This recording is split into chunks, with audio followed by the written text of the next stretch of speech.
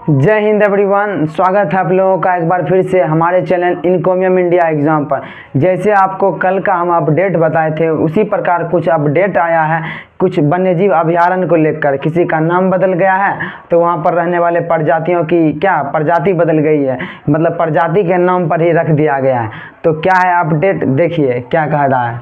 हाल ही में आप समझ रहे होंगे, मतलब अभी कुछ दिन में हुआ होगा, केरल राज्य बोर्ड में, देखिए केरल राज्य बोर्ड ने कन्नूर के कहाँ पर, देखिए जगह क्या है केरल में, कन्नूर। देखिए कन्नूर के अरालम वन्यजीव अभयारण्य, क्या कह रहा है, नाम पर ही है अरालम वन्यजीव अभयारण्य का नाम बदलकर अलारम तितली अभयारण्य कर दिया है। क्या देखिए यहाँ पर सिर्फ वन्यजीव अभयारण्य ही था, लेकिन यहाँ पर एक स्पेसिफिक नाम क्या रख दिया गया, तितली अभयारण्य। कहने का मतलब क्या है, ये जो अभयारण्य पहले यहाँ पर बहुत सारी प्रजातियाँ रहती थी, अब क्या हो गई, ये अभयारण्य वन्यजीव अभयारण्य क्या हुआ, सिर्फ तितलियों के लिए समर्पित रख दिया गया है। क्या, तितलियों के लिए। और क्या करा है, यह भारत का पहला संरक्षित वन है। क्या, भारत का पहला क्या है, कंजर्वेशन क्या है, फॉरेस्ट है, जो पूरी तरह से तितलियों के लिए क्या है, समर्पित है। क्या, जो पूरी तरीका से तितलियों के लिए समर्पित है। तो आपसे पूछा जाएगा कि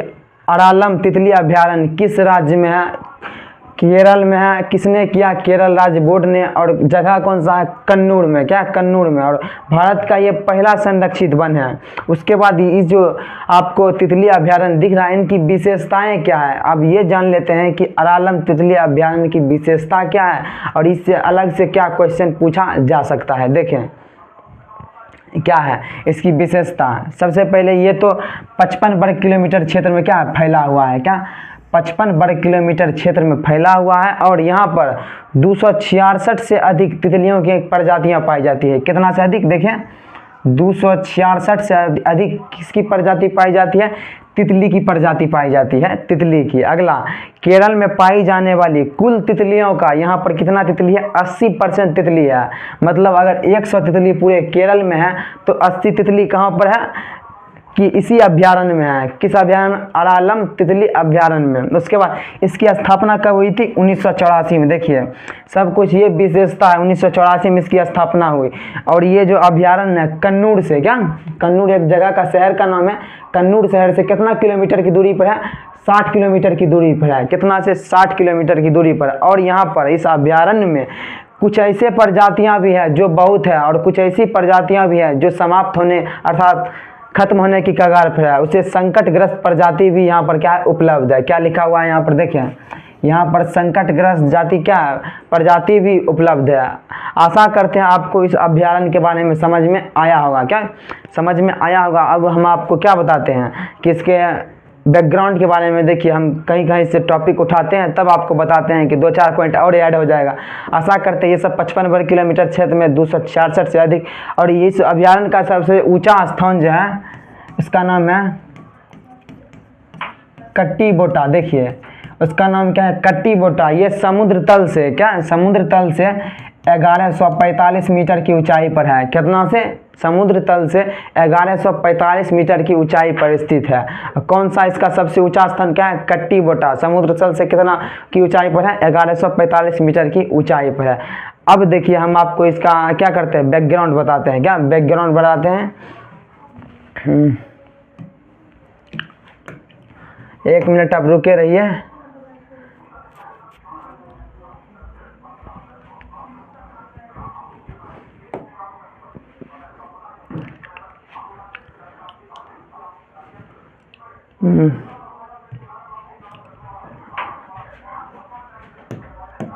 अरालम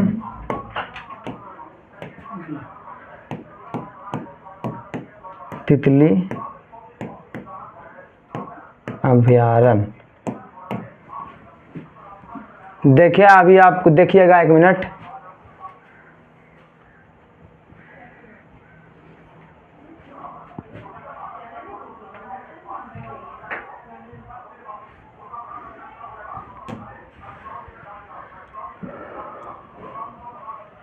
देखिए अब आ चुका है, इसके बारे में आप पढ़िए क्या कर रहा है। अरालम तितली अभयारण्य क्या कर रहा है, अरालम तितली अभयारण्य कन्नूर जिले में स्थित। क्या कन्नूर जिले में, देखिए 1 मिनट,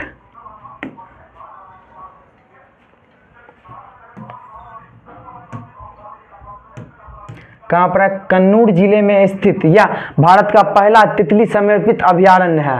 55 वर्ग किलोमीटर क्षेत्र में फैला हुआ पश्चिमी घाट के क्या कराएं, पश्चिमी घाट के उष्णकटिबंध और अर्ध सदाबहार वनों में स्थित यहाँ 266 से अधिक तितलियों की प्रजातियां, ये सब आपको बता चुके हैं, जो केरल की कुल तितलियों विविधता का 80% से अधिक का इसी अभयारण्य में है क्या।